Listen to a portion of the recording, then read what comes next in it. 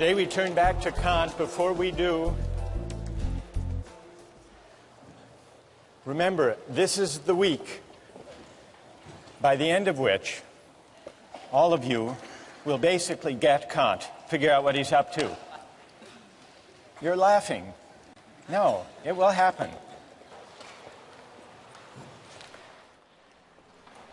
Kant's groundwork is about two big questions. First, what is the supreme principle of morality? Second, how is freedom possible? Two big questions. Now, one way of making your way through this dense philosophical book is to bear in mind a set of oppositions or contrasts or dualisms that are related. Today I'd like to talk about them. Today we're going to answer the question, what, according to Kant, is the supreme principle of morality? And in answering that question, in working our way up to Kant's answer to that question, it will help to bear in mind three contrasts or dualisms that Kant sets out. The first, you remember, had to do with the motive according to which we act.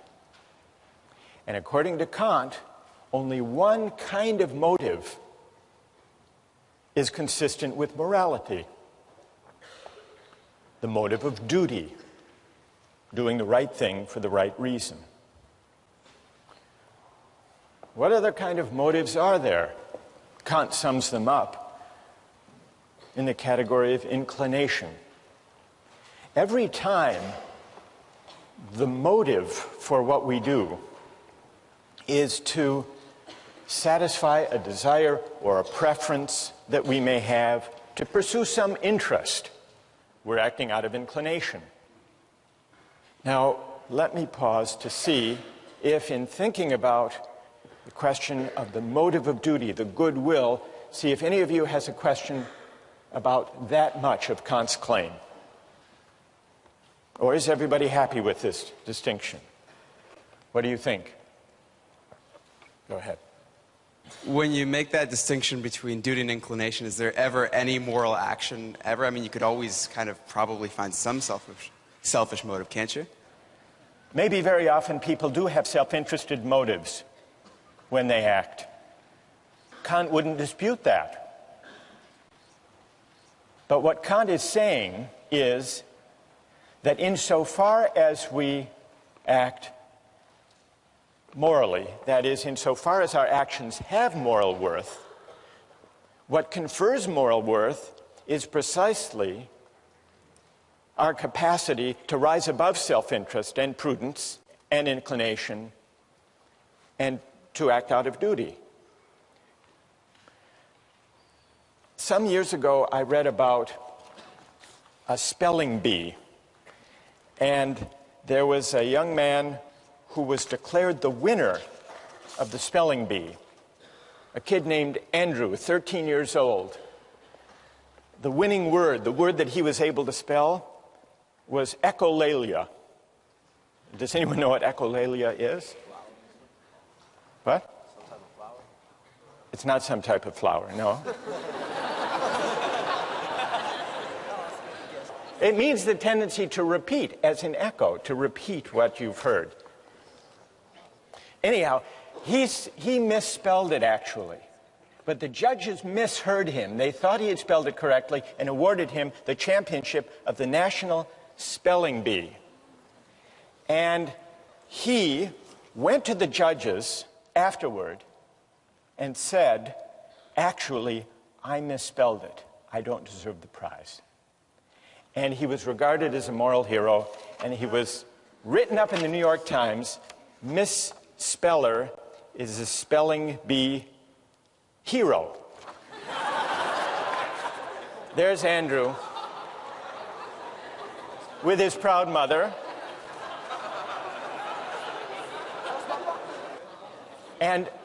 But when he was interviewed afterwards, listen to this. When he was interviewed afterwards, he said, quote, "The judges said I had a lot of integrity." But then he added that part of his motive was, quote, "I didn't want to feel like a slime." All right, what would Kant say? Go ahead. I guess it would depend on whether or not that was a marginal reason or the predominant reason in whether or not and why he decided to confess that he didn't actually spell the word correctly. Good. And what's your name? Vasco. That's very interesting. Is there anyone else who has a view about this? Does this show that Kant's principle is too stringent, too demanding? What would Kant say about this? Yes. I think that Kant actually says that it is the pure motivation that comes out of duty which gives the action moral worth. So it's like, for example, in this case, he might have more than one motive. He might have the motive of not feeling like a slime, and he might have the motive of doing the right thing for in and of itself, out of duty. And so, while there's more than one motivation going on there, does not mean that the action is devoid of moral worth just because he has one other motive. So, because the motive which involves duty is what gives it the moral worth. Good. And what's your name? Judith. Well, Judith, I think that your account actually is true to Kant. It's fine to have sentiments and feelings that support doing the right thing, provided they don't provide the reason for acting. Yeah. So I think Judith actually has mounted a pretty good defense of Kant on this question of the motive of duty. Thank you. Now, let's go back to the three contrasts. It's clear at least what Kant means when he says that for an action to have moral worth, it must be done for the sake of duty, not out of inclination. But as we began to see last time, there's a connection between Kant's stringent notion of morality and his specially demanding understanding of freedom. And that leads us to the second contrast, the link between morality and freedom. The second contrast describes two different ways that my will can be determined, autonomously and heteronomously. And according to Kant, I'm only free when my will is determined autonomously, which means what? According to a law that I give myself. We must be capable, if we're capable of freedom as autonomy, we must be capable of acting according not to a law that's given or imposed on us, but according to a law we give ourselves. But where could such a law come from? A law that we give ourselves? Reason. If reason determines my will,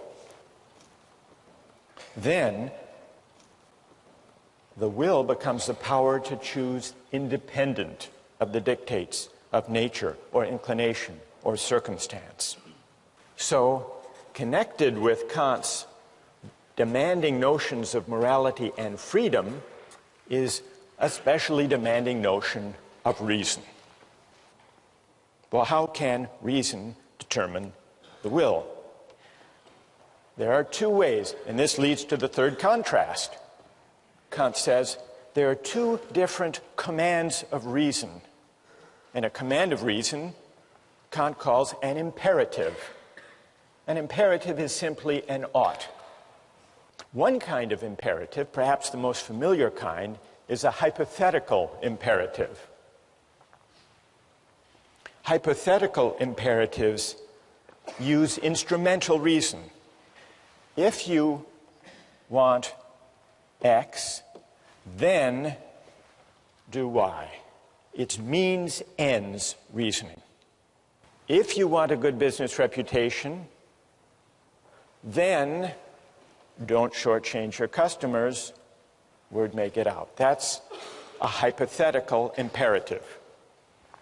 If the action would be good solely as a means to something else, Kant writes the imperative is hypothetical. If the action is represented as good in itself, and therefore as necessary for a will which of itself accords with reason, then the imperative is categorical. That's the difference between a categorical imperative and a hypothetical one. A categorical imperative commands categorically, which just means without reference to or dependence on any further purpose. And so you see the connection among these three parallel contrasts. To be free in the sense of autonomous requires that I act not out of a hypothetical imperative, but out of a categorical imperative. And so you see, by these three contrasts, Kant reasons his way, brings us up to his derivation of the categorical imperative. Well, this leaves us one big question. What is the categorical imperative? What is the supreme principle of morality? What does it command of us? Kant gives three versions, three formulations of the categorical imperative. I want to mention two and then see what you think of them. The first version, the first formula, he calls the formula of the universal law. Act only on that maxim whereby you can at the same time will that it should become a universal law. And by maxim, what does Kant mean? He means a rule that explains the reason for what you're doing, a principle. For example, promise keeping. Suppose I need money, I need $100 desperately, and I know I can't pay it back anytime soon. I come to you and make you a promise, a false promise, one I know I can't keep. Please give me $100 today, lend me the money, I will repay you next week. Is that consistent with the categorical imperative, that false promise? Kant says no. And the test, the way we can determine that the false promise is at odds with the categorical imperative is try to universalize it. Universalize the maxim upon which you're about to act. If everybody made false promises when they needed money, then nobody would believe those promises. There would be no such thing as a promise. And so there would be a contradiction. The maxim, universalized, would undermine itself. That's the test. That's how we can know that the false promise is wrong. Well, what about the formula of the universal law? You find it persuasive?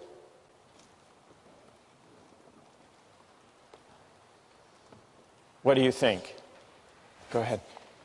I have a question about the difference between categoricalism and a hypothesis that if you're going to between categorical and hypothetical yeah. imperatives. Right. If you're going to act with a categorical imperative so that the maxim doesn't undermine itself, it sounds like I am going to do X because I want Y. I am going to not lie in dire need because I want the world to function in such a way that promises are kept. I don't want to liquidate the practice of promises. Right. It sounds like justifying a means by an ends. It seems like an instance of consequentialist reasoning, you're saying. Right. And what's your name? Tim. Tim. Well, Tim, John Stuart Mill agreed with you.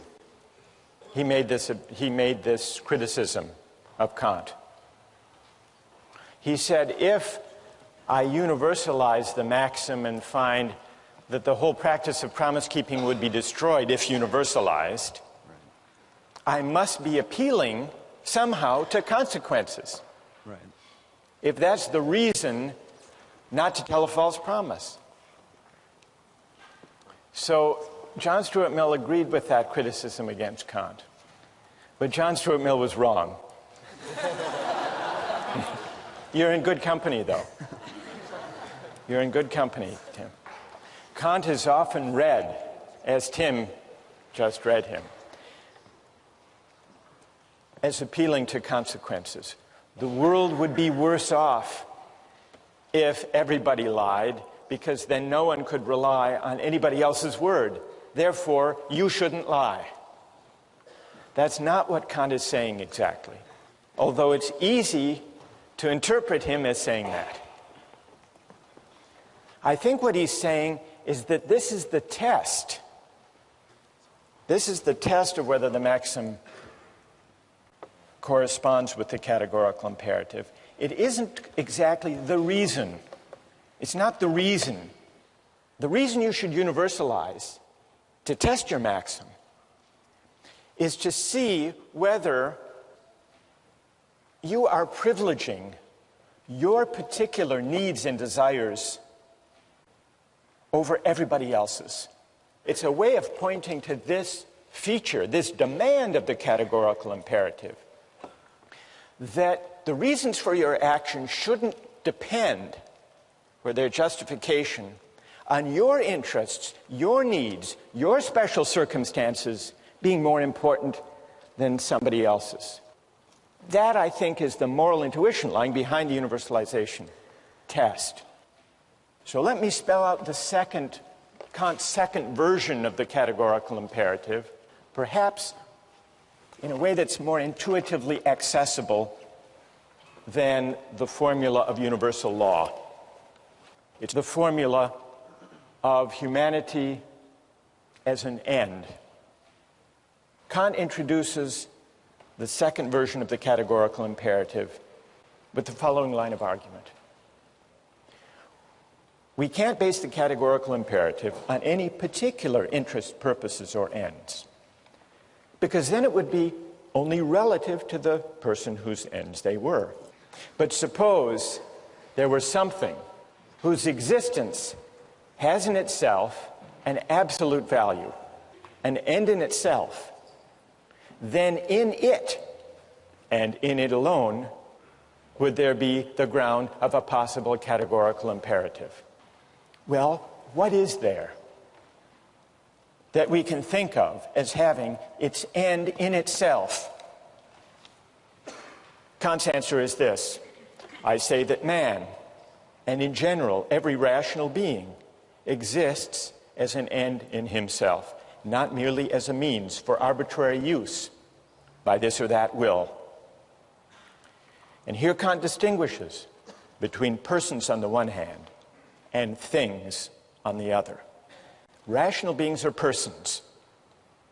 They don't just have a relative value for us, but if anything has, they have an absolute value, an intrinsic value. That is, rational beings have dignity. They're worthy of reverence and respect. This line of reasoning leads Kant to the second formulation of the categorical imperative, which is this. Act in such a way that you always treat humanity, whether in your own person or in the person of any other, never simply as a means, but always at the same time as an end. So that's the formula of humanity as an end. The idea that human beings, as rational beings, are ends in themselves, not open to use, merely as a means. When I make a false promise to you, I'm using you as a means to my ends, to my desire for the $100. And so I'm failing to respect you. I'm failing to respect your dignity. I'm manipulating you. Now consider the example of the duty against suicide. Murder and suicide are at odds with the categorical imperative. Why?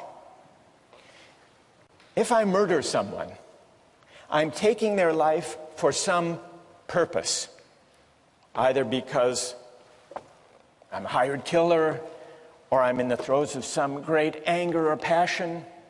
Well, I have some interest, some purpose that's particular, for the sake of which I'm using them as a means.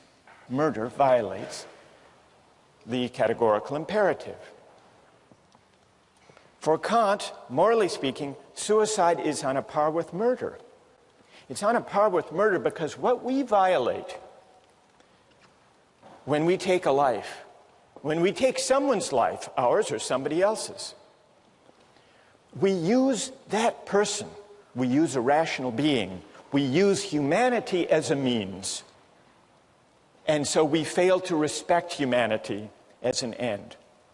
And that capacity for reason, that humanity that commands respect, that is the ground of dignity, that humanity, that capacity for reason, resides undifferentiated in all of us.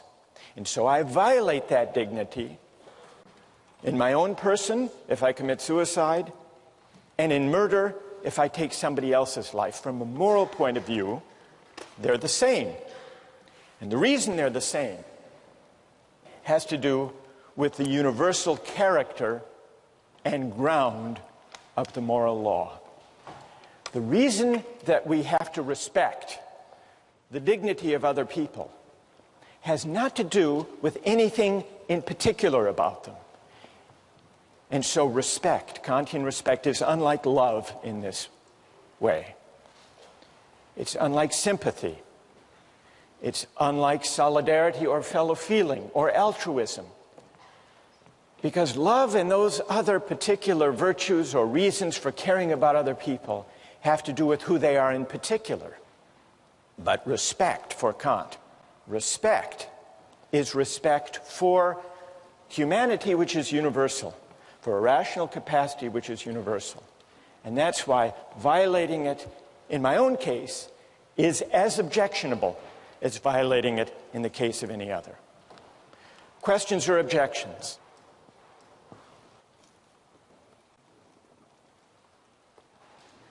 Go ahead. I guess I'm somewhat worried about Kant's statement that you cannot use a person as a means because every person is an end in and of themselves. Because it seems that every day in order to get something accomplished for that day, I must use myself as a means to some end. And I must use the people around me as a means to some end as well. For instance, suppose that I want to do well in a class, and I have to write a paper. I have to use myself as a means to write the paper. Suppose I want to buy something, food.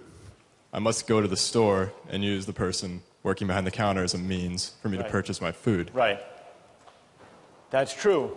You do. What's your name? Patrick. Patrick, you're not doing anything wrong. You're not violating the categorical imperative when you use other people as means. That's not objectionable, provided when we deal with other people for the sake of advancing our projects and purposes and interests, which we all do, provided we treat them in a way that is consistent with respect for their dignity. And what it means to respect them is given by the categorical imperative. Are you persuaded? Do you think that Kant has given a compelling account, a persuasive account of the supreme principle of morality? Reread the groundwork, and we'll try to answer that question next time.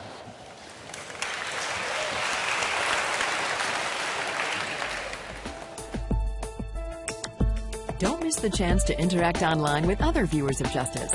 Join the conversation, take a pop quiz, watch lectures you've missed, and learn a lot more. Visit justiceharvard.org. It's the right thing.